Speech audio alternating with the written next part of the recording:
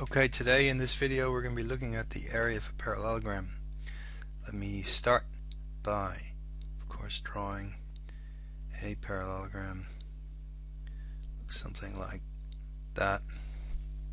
And let's give this some dimensions.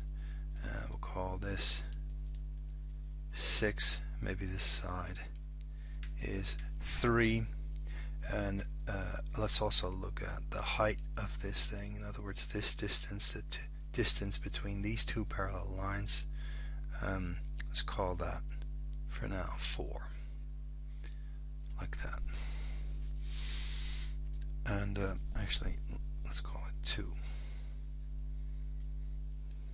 Distance of 2. So how do we approach this? There's a formula for it, and I'm going to explain how the formula and why the formula works. And I do that by splitting this parallelogram into two using the diagonal, and then that resulting in two triangles. Now I know what the formula is for the area of a triangle, so that's what I'm going to use, because what I see is that both of these triangles are exactly equal in size and in shape. So in other words, if I know the area of the one and I multiply that result by 2, I will get the area of the parallelogram. So let's do that. If I take this bottom one, I can see that the area for that,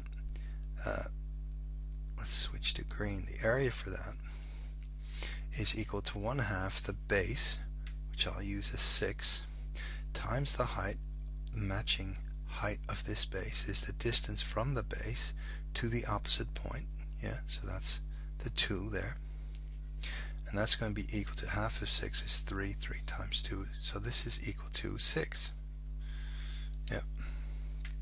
Now how can we use this? Well, we know now the area of one triangle. We can multiply that result by 2, so the area of the triangle is 6.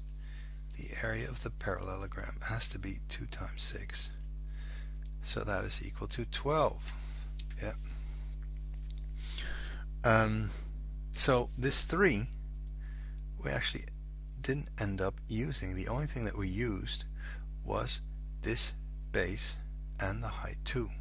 So let's try this to make this a more general result. And by general I mean, what if we don't know numbers? Can we figure out what a formula is for the area of the parallelogram? And for that I'm going to say that this length is B and this thing is H. So the matching height of side with length B is H. And then the area of this triangle, triangle is going to be 1/2 the base times the height.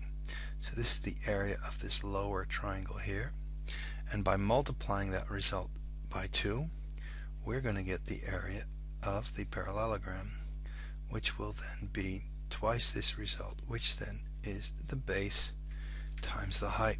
Now that is an interesting result, because apparently the result depends only on this length and the height. In other words, exactly where this side is doesn't really matter. What I mean by that is, if I draw this extended line, I could actually move this side over here and I'd still end up with a parallelogram which has exactly the same area.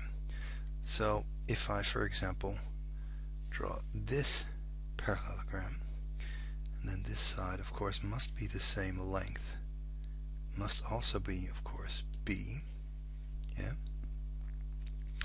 and then I draw, should use my line there, and if we look at that parallelogram, it will have exactly the same area as that parallelogram, because indeed they have the same base and they have the same height, and the formula depends only on those two things. Remember also that this is also true for the triangle, if you remember. So that's a result. Now let's look at a kind of more difficult problem, and we're going to look at another parallelogram like this. Maybe, yeah. And we'll say that this is maybe like an 8, and this should be a, let's see, a 3 maybe, yeah, and then we'll call this height, we'll call it 2, yeah, this height 2, and this is then parallelogram A, B, C, D.